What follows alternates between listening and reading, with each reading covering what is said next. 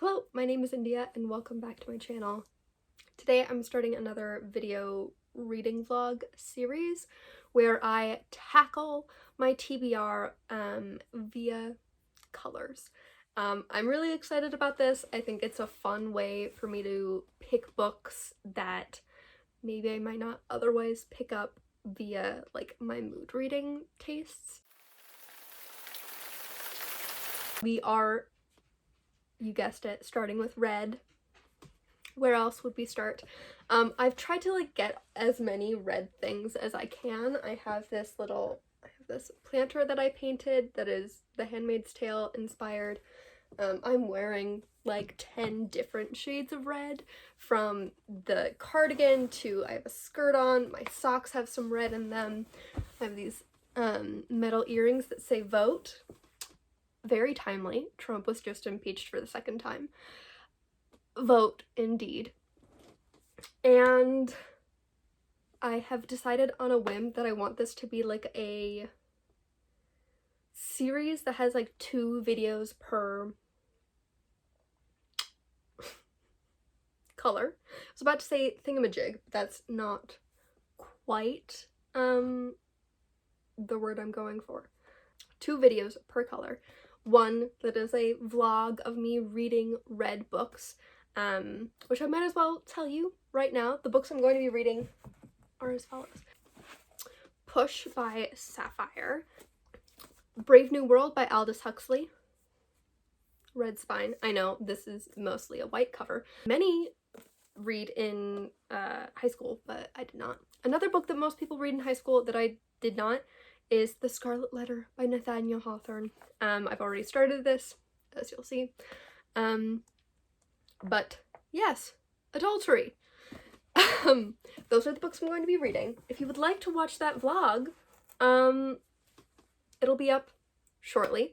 But right now we are going to be talking Lena Norm's style, about some notable red books. One of my favorite like video concepts ever is what Lena Norms is doing with her bookshelves, which are color coordinated. She shows you all the books, she picks out a few to talk about, and she talks about them. I'm not going to be showing you all of my red books, A, because there's kind of everywhere, a little bit, and B, because we don't like direct plagiarism. We just, you know. So I'm going to be talking about some notable red books. Books I've read that I really need to reread. Books I've read that I've loved. I read a bunch of red books last year that I really enjoyed. I'm going to be talking about some of those, holding a couple off for my favorite books of 2020. Let's start with 2 books I read in 2016 that are due for a reread, and that is The Fire Next Time by James Baldwin and The Fire This Time, A New Generation Speaks About Race, edited by Jesmyn Ward. The Fire Next Time is a classic book by James Baldwin about being a Black man in the US in the 60s.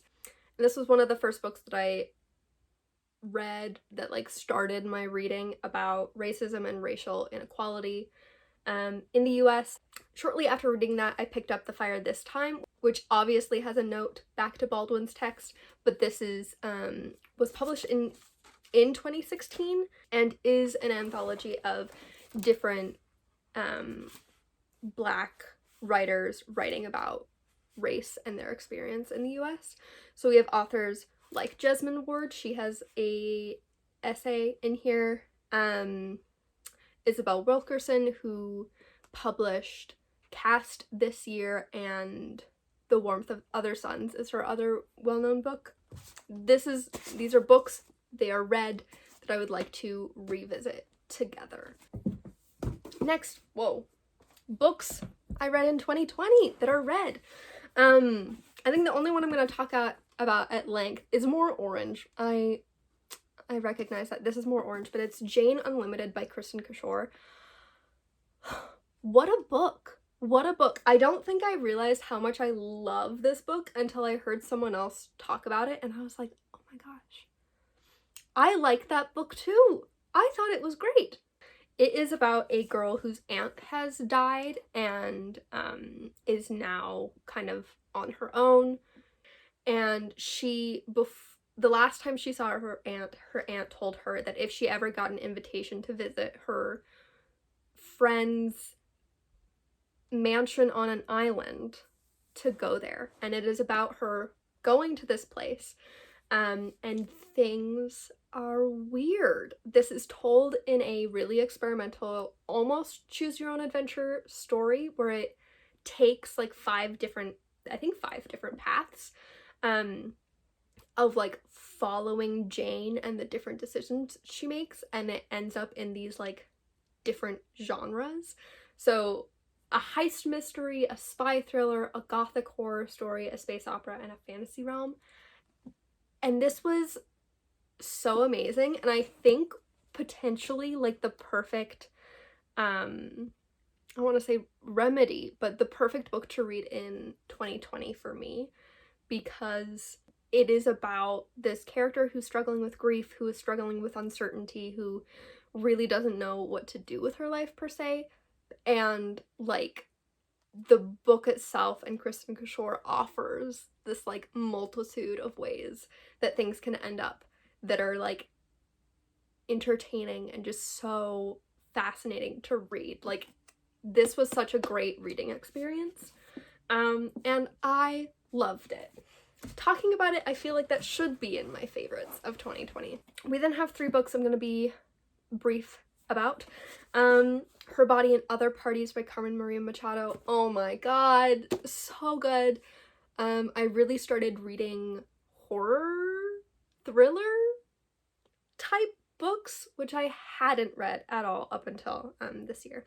The Madness Face by Andrea Gibson. Andrea Gibson is a spoken word poet. They're pretty great. One of my favorite books of last year. I'm saying it's red because most of it is red. The text is red. I love this cover. Is Written on the Body by Jeanette Winterson. Okay. Moving on to books that I've read. Not last year. We can't not talk about Angels and Demons by Dan Brown. Dan Brown's Robert Langdon series is my go-to in a slump. Whether that's a reading slump or a life slump. They're not like the most I want to say they're not the best, but they are the best. They're not the best. This is a book series that I know I will return to again and again because it is comforting. It's a warm blanket for the soul. What isn't a warm blanket for the soul is Well of Loneliness by Radcliffe Hall. I read this in 2016 or 2017. I laugh. I think 2017, because on the back, the Times has said, the Bible of lesbianism. Why did they do this to us? Anyway, Well of Loneliness is about Stephen, who is a lesbian, loves women, and is very conflicted about it, but it's just her life.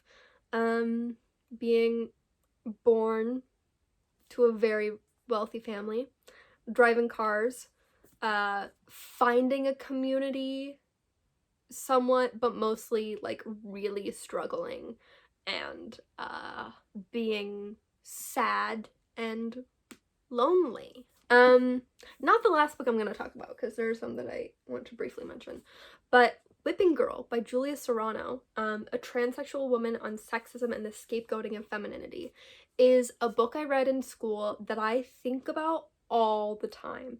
Anytime I'm thinking about femininity, anytime I'm thinking about gender and society, I think about this book. It's about femininity. It's about, like, it really looks into the reasons why there's so much violence against trans women, and like rooting that out and rooting out the hatred of femininity. And this includes, I think the first chapter is called, no, this includes a section that's called Trans Woman Manifesto, and I think everyone should read it. Okay, I'm only going to talk about 2 more books First one, I just have to because it's red. It is The Red Wheelbarrow by William Carlos Williams. Fun and really embarrassing. Not really that embarrassing. I take that back. Fun and telling fact about myself. My senior quote in my yearbook is the entirety of The Red Wheelbarrow by William Carlos Williams. This is just such a beautifully done little object. Look at the chickens! Look at how red it is! The text on the inside is red, and there are little chickens. It's so cute.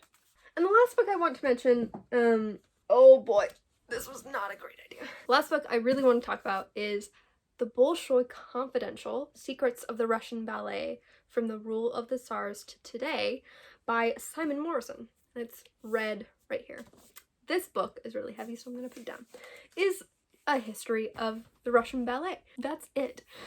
The reason why I want to talk about this is something that comes up for me because one of my favorite questions to ask people who I went to school with is what they would teach if they taught my school's like intro freshman class. That class was set up in a way that it was like we all read the same books, but each teacher had a different core focus. There was one about pilgrimage.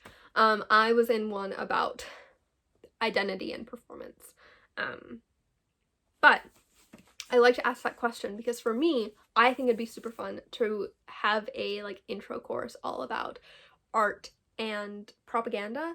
And this is super interesting thinking about ballet as propaganda and dance as propaganda. Oh, so interesting. Okay, thank you for sitting here and listening to me ramble about some red books. If you love any of these books, please let me know. If you love any other books that are red, please also let me know. And I hope you have a good day.